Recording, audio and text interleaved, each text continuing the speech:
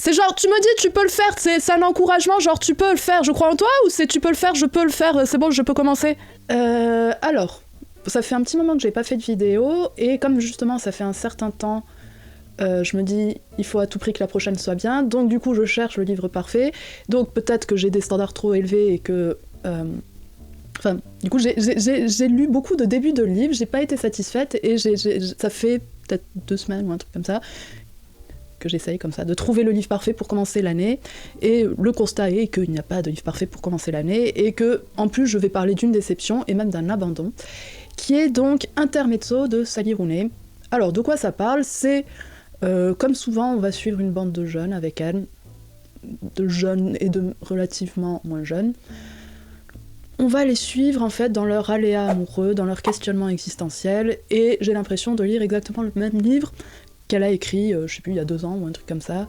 C'était lequel, je sais plus, Où es-tu, monde admirable, Conversation with Friends, et je sais plus le titre de ses autres romans, mais j'ai l'impression qu'elle écrit tout le temps le même livre, et donc c'est le principal défaut, qui est que, est-ce que elle est suffisamment talentueuse, et est-ce que ce qui irrigue habituellement ses romans est suffisamment intéressant pour en faire une obsession et pour faire une fixette dessus et réécrire tout le temps la même chose? Est-ce que c'est un sujet qui a tant besoin d'être creusé? Le sujet principal, c'est tout le temps le côté... j'avais ça en anglais, c'est awkward, socially awkward, inadapté, on va dire, socialement, de ces personnages, comment ils sont dans une sorte d'introversion à chaque fois, à tout le temps se questionner, et à être maladroit, blessant, un peu à côté de la plaque avec les autres, et du coup, voilà quoi. Donc, si ça pouvait être un peu rafraîchissant, si sa manière en plus d'écrire était plutôt rafraîchissante dans les premiers romans, je trouve qu'elle ne veut pas vraiment se réinventer, qu'elle ne veut pas expérimenter, on a l'impression qu'elle est...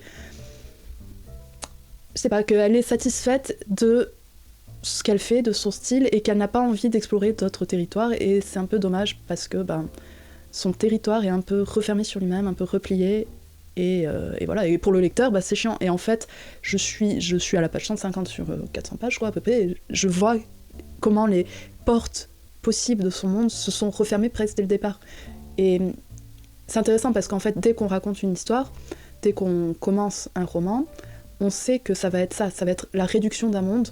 On est dans un univers donné, quand je dis ça, on a l'impression que je parle de fantasy ou de trucs comme ça, mais même dans des mondes réalistes, on est dans un univers qui va se resserrer peu à peu sur des personnages, et pour moi, les très bons romans sont ceux qui ne se resserrent pas tout à fait, et on a l'impression qu'on pourrait ouvrir d'autres portes, que l'univers ne se replie pas sur lui-même, et ne donne pas exactement les clés de toutes les portes qu'on... je sais pas si c'est très clair ce que je veux dire, mais... pour les films, pour des livres, je trouve que le fait que l'histoire peut dépasser l'impression qu'elle nous donne au départ, c'est vraiment un bon point, et d'avoir l'impression que chaque page ou chaque minute de film peut un peu se décaler de ce qu'elle a proposé précédemment, c'est un gage de bonne œuvre d'art. Et bon, bref, tout ça pour dire que c'est assez rare, et là je le vois bien pour Sally Rooney, dès le départ on sent que le ton est donné, et on a envie que ça démarre jamais vraiment, et je sais pas, en fait, ce que j'aimais il y a quelques années, c'était quoi, il y a 3 ans ou quelque chose comme ça, je sais pas si c'est moi qui ai évolué, ou si c'est Sally Rooney qui n'a pas assez évolué, c'est un problème, quoi. Ces personnages, comme je disais, sont interchangeables, et ressemblent énormément à ceux qu'elle a déjà proposés. Le seul parti qu'elle a pris là, c'est de faire des personnages principaux plutôt masculins. Mais en même temps, ce qui pourrait être intéressant, c'est que parfois on se décale du personnage masculin pour aller sur le personnage féminin, pour aller dans son intériorité, et ça pourrait être intéressant si les intériorités étaient très différentes. Mais on voit en fait que chaque personnage est une projection de Sally Rooney, de ses questionnements, de ses peurs, de ses obsessions, et donc il y a vraiment quelque chose qui est très répétitif et très ressemblant. Les personnages ressemblent... En fait, c'est ça le problème, c'est que non seulement le livre est répétitif avec les thématiques et avec les autres, le reste de la bibliographie de Sally Rooney, mais au sein même du livre, il y a cette répétitivité qui fait qu'on sent que ça va juste se dégonfler comme un vieux ballon et être de plus en plus refermé, de plus en plus moisissant même, j'ai envie de dire. Parce qu'en fait, j'ai remarqué qu'un des mots qui apparaît le plus dans le livre, c'est humidité, et en fait, je vois ce qu'elle veut dire, je pense que, je sais pas si c'est par un problème de traduction que c'est tout le temps humide, mais en tout cas, je vois que le mot sûrement en anglais, ça va être moisturizer, comme ça, quoi. Et en fait, elle veut représenter, je pense, la peau, parce que c'est souvent par rapport au visage des personnages, la peau pré-coït ou post-coït, et montrer justement une sorte d'érotisme un peu avec ce truc de l'humidité qui peut évoquer l'humidité d'autres endroits du corps, on va dire. Mais en fait, vu qu'elle le met aussi dans d'autres endroits, enfin justement dans d'autres... sur d'autres objets, que ce soit le sol ou des trucs comme ça, qui sont aussi humides, à la fin, j'ai l'impression que vraiment ça fait une métaphore du livre, c'est-à-dire qu'on a l'impression d'être dans des lieux clos, dont on n'ouvre jamais, donc ça reprend ce que je disais sur l'ouverture du monde ou la fermeture du monde sur lui-même, on a l'impression d'être dans des appartements qu'on n'aère jamais, jusqu'à ce qu'il y ait un truc humide, moisissant, quoi. C'est vrai qu'en plus, comparé à ces autres livres, c'est toujours le même genre de situation, c'est-à-dire que c'est tout le temps des conversations sur l'oreiller, sur... ah oui, c'est difficile finalement, enfin une sorte de fragilité un peu à fleur de peau, comme c'est difficile de vivre de nos jours et tout, et on a envie de leur demander mais en quoi ? En fait, on comprend qu'il y a toujours quelque chose de l'ordre de... les difficultés psychologiques et tout, enfin on peut comprendre l'anxiété, tout ça, mais tous les personnages ont exactement le même profil, les mêmes problèmes, quoi. Et en plus, on trouve que, enfin moi je trouve personnellement que ce qui est ajouté pour changer un peu par rapport aux autres livres, enfin ce qui est l'intrigue, qui est censée être l'intrigue principale, qui est donc la mort du père des deux hommes dont je parle, Peter et je sais plus comment il s'appelle, Ivan, ne sert à rien, est totalement accessoire. En fait, on a l'impression qu'ils pourraient être autant dépressifs, anxieux, ou si leur père n'était pas mort, et que, en fait, ce qui a été ajouté, on sent que c'est uniquement pour faire une histoire qui sonne un peu différente de ces autres, alors que c'est exactement variation sur le même thème, la variation sur le couple, la difficulté de trouver quelqu'un, la difficulté d'être compris, la difficulté d'être aimé, la difficulté de ne pas blesser, etc. Et voilà, quoi. Et donc ce qui était rafraîchissant, maintenant, ben non, c'est moisissant, j'ai envie de dire.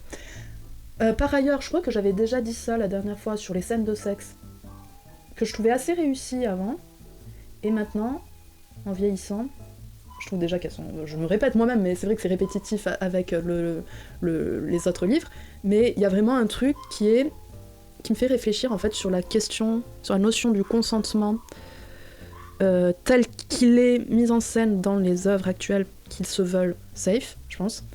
Le fait qu'on formule plutôt de plus en plus le consentement, que ce soit dans des séries ou des trucs comme ça. Et si, dans les productions pour ados, pour young adults, comme on dirait, je m'en fous un peu, parce que de toute façon, ces œuvres, entre guillemets, ne sont jamais si qualitatives que ça, que bon, si ça peut permettre d'avoir un contrepoint à l'imaginaire du porno et tout, pourquoi pas, si ça peut être... Enfin, j'ai pas une grande opinion de ces œuvres, donc bon, si ça peut servir au moins à ça, pourquoi pas, mais pour les livres, ou les films, ou les trucs comme ça pour adultes, je trouve que c'est frustrant, parce que c'est comme si ça sous-entendrait que le lecteur n'est pas assez intelligent pour voir que la situation, la relation entre les personnages est ok, est safe, quoi. Que, en gros, il faut formuler, il faut montrer d'une manière vraiment visible qu'il n'y a pas de malentendu, c'est ok. Et en plus, moi je trouve qu'il y a... C'est vraiment la pause boomer, mais je trouve que c'est ridicule. En fait, je trouve vraiment que c'est ridicule dans le livre, quoi. Il y a une scène... Parce qu'en plus, on va formuler le consentement avant tout acte un peu différent, donc ça alourdit énormément la scène de sexe, et même quand la femme le fait, mais ce qui amène quelque chose de malaisant, moi ça m'a fait rire, parce que je me dis, je suis pas sûre que ça soit fait exprès, mais à la limite on pourrait dire au moins ça montre le côté malaisant, ou maladroit, ou un peu gênant, des premières relations sexuelles, avec la femme à un moment qui lui demande « Ah, est-ce que je peux te monter dessus ?» Et le mec « Oh oui, d'accord. » Et la femme « Ah oui, ça va, ça te fait pas mal. » Et lui « Oh non, ça va, tu n'es pas trop lourd. » Et je suis genre « Ah !» Et vraiment, je trouve que on a l'impression qu'il y a un coordinateur d'intimité, le truc qui est vraiment en ce moment à la mode un peu dans les séries Netflix et tout, qui est là pour essayer de trouver la manière de vraiment montrer une relation sexuelle le plus... j'ai encore le mot safe possible, mais que ça rend juste quelque chose de juste maladroit et bizarre, quoi. Je sais pas, je trouvais que ça enlevait un peu un côté fusionnant qu'il peut y avoir dans la sexualité, justement. Et en plus, est-ce que ça peut pas permettre au personnage masculin de se dédouaner si jamais il y a un problème ? Par exemple, dans une autre scène, il y a une femme qui dit qu'elle a envie d'être, baisée sauvagement ou un truc comme ça, et donc il le fait, mais sauf que là, les indicateurs de la scène montrent qu'il y a clairement un ascendant, et je sais pas si c'est pas contre-productif en fait de mettre plein de trucs en scène avant pour montrer à quel point on fait attention justement à faire des représentations non problématiques de la sexualité, si à côté de ça on en fait des plus problématiques, mais en formulant justement le consentement. Alors est-ce que c'est peut-être fait exprès pour montrer justement que tout consentement ne se vaut pas? On peut dire au moins c'est intéressant, enfin ça questionne en tout cas sur la question, quoi. Et voilà. Mais en fait, je dis, bon, si dans le... Enfin, je sais pas, comme je sens que je m'enlise un peu, je dis pas qu'il faut pas demander le consentement ou ce genre de truc, mais je dis juste que dans la fiction, en général, enfin on s'est débrouillé jusque-là pour le manifester de manière plus ou moins implicite, et en plus ça peut être une sorte d'intérêt pour l'auteur de montrer justement comment le consentement se lit sur le corps des personnages, quoi. Et maintenant, enfin, je trouve qu'en faisant ça, on amoindrit, on amenuise un peu l'imaginaire érotique, l'imaginaire de la tension érotique en tout cas. Je trouve que souvent, quand on lit des trucs érotiques, ou je sais pas, je vais pas dire quand on est dans des situations érotiques, parce que j'imagine que ça dépend de chacun, mais quand on lit c'est la tension. Est-ce qu'il n'y a pas une part de danger dans le sens, ah si je me jette à l'eau, est-ce que je peux pas, etc. Et que c'est cette tension qui est intéressante, et qu'en faisant ça, on enlève cet ingrédient-là, quoi.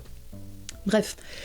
Et si je devais en plus encore insister sur les scènes de sexe et en quoi je trouve qu'elles sont ratées, c'est que j'ai eu l'impression souvent qu'elles étaient que sous le mode du scénario, enfin pas du scénario, du plan de scène sexuelle.